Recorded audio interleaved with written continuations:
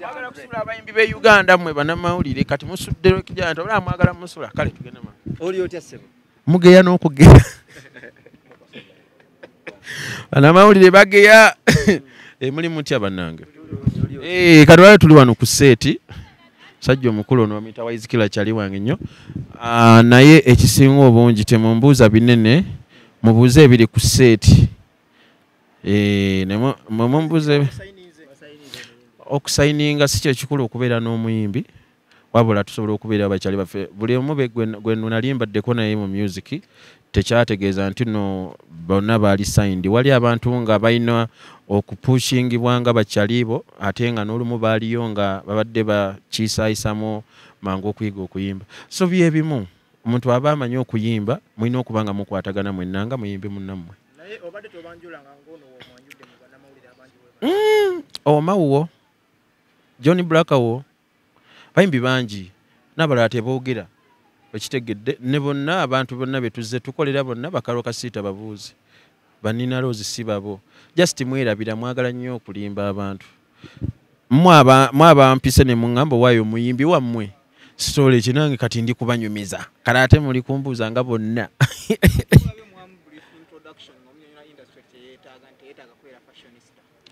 obutaba fashionista ekyo omuntu okugamba mbuno bannange temulina kunywa buugi munywe caayi ekyo kibeera personal interest kitegeeza ki nti omuyimbi tolina kutunuulira nnyo ku fashion is your own that's a self esteem gwasalawo n'ogamba nze njagala kuba kino because tebajja kuyigiriza kunaaba tebajja kuyigiriza kusenya those are small things temufula ate business tutandika okutya nga tupromoting ate sekita endala etaliraanye ku side yaffe let those ones who deal in fashion nabo bafune mu section yaabwe okitegera so basobole okuweereza n'abayimbi emirimu nti owaayo omuyimbi tugenda muyita ajja atuyimbirenkako otuggulirawo omukolo gwa fashion naye n'aba fashion nabo naye n'abayimbi nabo beetaageko ba fashion bajje babeereko bamuzi video zaabwe nti nga buli omu afuna omulimu naye mwe mwagala omulimu gumu mugukube ku muyimbi musician kyovola abasajja basalo ne bakiyita artist lwaki balabanga buli kimu mu kitikko omugugu gwonna muguwa artist omuyimbi anyumye mutandise okugamba amayimbi ayo kyokka muyimbi naye era mwagalagana okunyuma naye anyumyemu katono tanyuma no that's his style everyone was born with his own art so fashion tekwatagana nnyo na kuyimba lwakuba abantu balowooza bikwatagana but mukyetaga byebyo naye nga katola kutunulira kati Waizikira engeri akikubyemu kati ng'ojja wali ogenda kujja gwotye wali omulala agenda ajja agamba nga si kyekikulu but Waizikira nga y'omuyimbi ekimuleese n'ekimuyisa omuyimbi kuyimba okusingawo kyekikulu so no fashion atajja kunkwatira bannange basajja nze ayagala banne interview efa microphone yo banne nze ndi muyimbi namanyira okukwata microphone interview efa naye ate nedda kanjikwatire wansi kati saagala kati mwagimpadde dda kati tuddemu kangukwate kyawedde dda mwatomedde dda setting ya wala nagambye mwasoma n'okusoma kujja eno wangi gambye omwana oyo nti muyimbi si fashionista ebimu ku byasuula abayimbi wano mu ggwanga Uganda n'omenya omukulu amanyikiddwa nga Rocky Giant ekyo gwakyogedde kyonna ky'obuuzizza naye nsobola okuddamu ekya fashionista ba fashionistas baawukana n'abayimbi naye omuyimbi ayina kusasulwa okupromotinga engoye ekintu kyonna kyabayambadde nga fashionist okitegeera lwaki nti ye aba brandi ndala balina omukozesa ebyo ebintu byagenda okuteeka ku mubiri nga naye asasuddwa nga olaba ba Rick Ross bajja ne bakwata ekino nakiteekawo nagamba kino ekintu mukikozese it's the same as fashion kanaye kati mwe mugenda ne mukwata te fashion ne mugikuba omuyimbi kiba kitegeeza nti omuyimbi agenda kujja ayambala engoye nga kuliko lebo mubeere nga mugamba nti no buli omu alina okwambala bwatu siba kitegeeza muli konoona business y'omuyimbi neya fashion okitegeera so buli kimu kiina that's why the other one is called fashion this is called artist mmwe mwenyini mwe abaagala kibe kityo naye tekijja grenade wayambala ennyo aba ayambadde nga grenade kuba ye aba akitegedde nga y'omuntu nti yali informed about fashion. You get ali informed about how he's going to dress. Okitegeera. Then chovola gunendo omubuuza ani akwambaza. Golacho omubuuza ani akwambaza ngomanyi ntino fashionist. Omuyimbi ngabo omuntu wanjulidde leero. Lwaki omuntu wanjulidde na collabo? Collab, of course, these are projects are shooting of videos.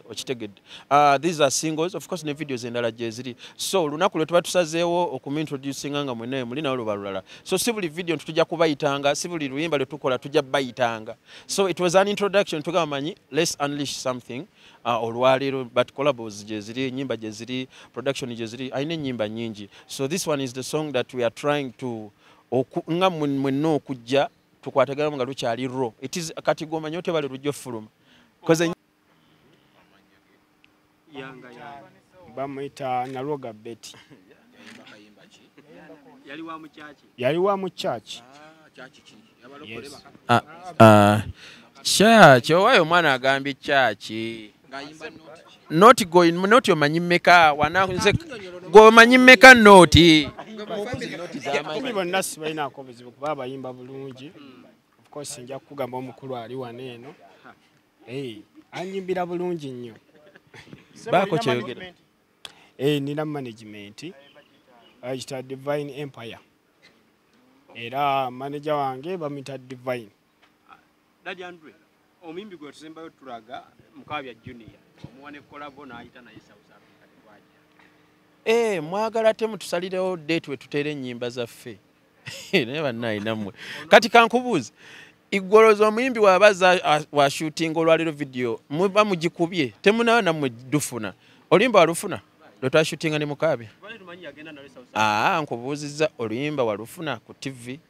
Oba ku radio temuna badufuna omulimu gwa kumanya ekiriwo so ekintu baba tebanakireta kyo kitegeeza kikyafumbibwa. These things are not easy. Mujje mulabe mufune zikataweeze ngeje tukikola bino ebisi byangu tukyafuma katola olwa Mukabya luli jjinja lujja Kampala.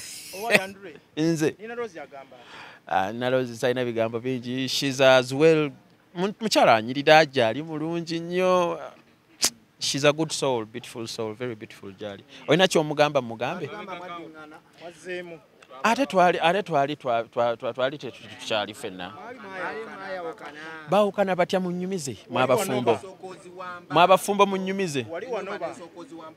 Ate olaba nze kyembayizeeko muli balungi bakukozesa. Mwenna abali eyo nga mwetaaga amawulire muzannye buzannyi firimu ebintu bijja kuba. Ate olaba abuuzizza gwamanyi. Omukyala yali mu interview n'agamba nti ensobi gye yakola yakugwa mu laavu n'asalawo mangu n'emikono egitambula. Ensobi gye yakola gwomanyi otya oba nsobi? Yagwa mu ki? Mu laavu. Yeeyogerera n'akola atya? Wamusiba katambaala. Bambi. Kati bambi yabigamba mmwe nze nange tanaba biŋŋamba. Wabiŋŋamba nja kuba mbategeeza. Kati simanyi omanyi munnaye kambabuulire abantu abamuntu.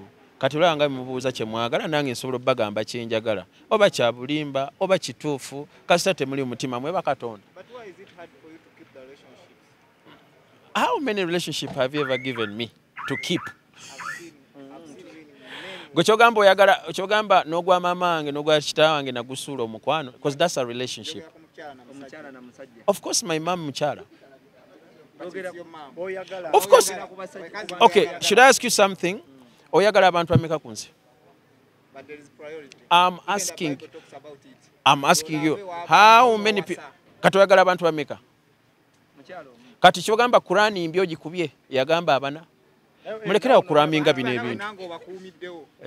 So gwe mulekera okuraminga bino ebintu nabagamba musome ate mwagenda okusoma amagezi mugasuula wange. Bw'ofunamu kulinnya n'akasente abakazi beeyongera okwettanira. Muyimbe mugamba bigambo kikunsonga. Nze kyemmanyi kati nga wayizikira engeri gy'abakikubamu yasigale mu kuyimba obulamu bw'omuntu bwawukana ne kariya. Okitegera mulekera okutiisa abantu.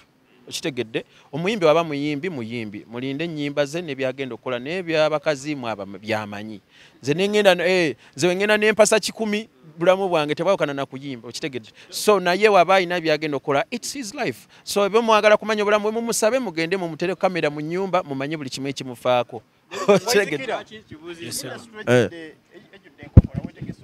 enkokola ze ziriwo ateri nkokola amaka nkubulire just ensi yonna nga bwekola ne bano nabo bayinamu obuzibu naawe olina obuzibu toli perfect n'oli munno alina obuzibu mutuuka ne mufuna obuzibu ne muddiŋŋana tebakulimba teri nkokola ziriyo bano be bazireeta enkokola ziriwa sha gwe tolina nkokola yiino gy'okuwotedde kamera enkokola yiino naawe olina enkokola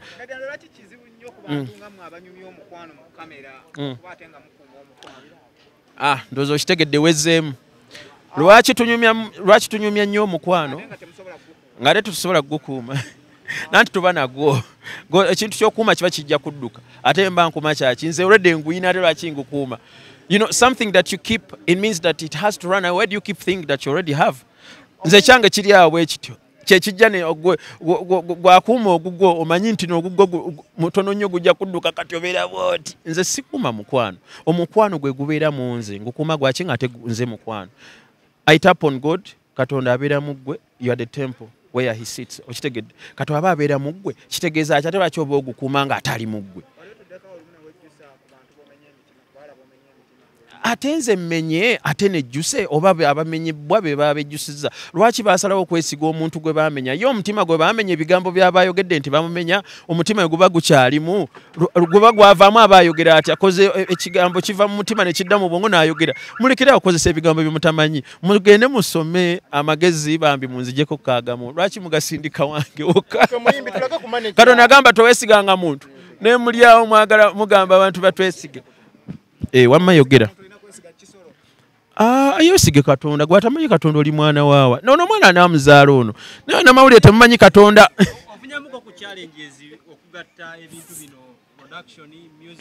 nze sirina challenge olaba ndi wano ne ku mawulire buuzo ono omusajja ebibuuzo nze ndi wano ndyoke neeyagala njagala nagenda kulya mmere manager wange waali wano eno bamita Mr. Divine tubalamusizaako nnyo bonna abatulaba mugamba mutya baganda bange tuli wano tushootinga video y'omuyimbi Waizikira mwana ayimba bulungi nnyo Waizikira ndudde naye ng'ajja ayimba obuyimba mpola mpola naye yakubye kana akayimba kayitiridde okuba akalungi bakayita nafunye kayimba kalungi nnyo tusala tukakwatira video so far nina abayimbi abali tomugamba gena kuloga tomugamba bano bana mawulire tobyogera abayimbi bangi gwasazeewo gwagambye nti nanyumye okunyuma amakwa muntu kati oli okubyoli naye goli ebisiyaga oli ebisego omusago gamba nti omusajja anyumye yagombye owayo omusajja okubye omusajja munno atwala eri omuyimbi yono naye nga buli omu aba yakula lulwe naye nga ekiriwo olwaleero tushootinga video tusaba mutuwagire olina ekirooto ky'okuyimba manager music andi musaayi kuba already nazaalibwa mu music zekenyini nze music yensonga lwaki amanaginga abayimbi gola amanaginga wa motoka driver amanaginga muyimbi which is okay bulamu bwe onayimba oli afune swaga mwagala lemesa abantu lwaki muyingirira abantu nemwe mwine ennugu abannayuganda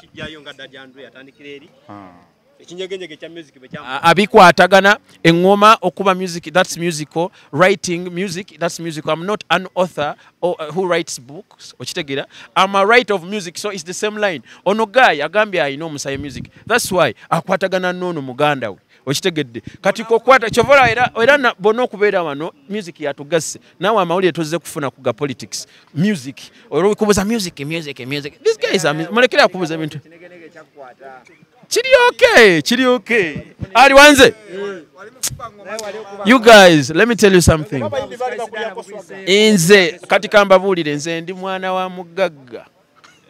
Yesu Kristo. Kati nga nze mbona.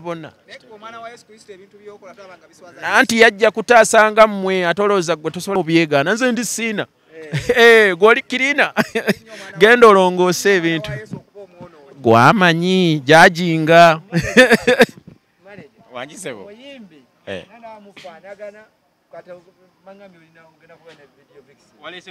ono muto wange sebo nebibuuzo mubuuza bingi olowooza interview mugambe interview from Divine Empire kimala kujiwulire Kampala kimala kati amawulire mugafunye ba promoter babataddeko omusolo namwe abayimbi. Halo?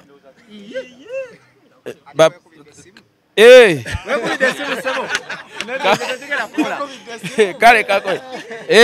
Ba promoter batadde kwa omusolo gwaliko nammwe. Nemwe bagayi muli banamawulire naye temumanyi bigenda mu maaso. But you guys, kamabuze, why don't you go and ask some questions in the URA Ebanange? URSB abasinga obungi kale abakolayo bakika mu jjemba twaleyo mbafune connection babuze bino ebibuuzo.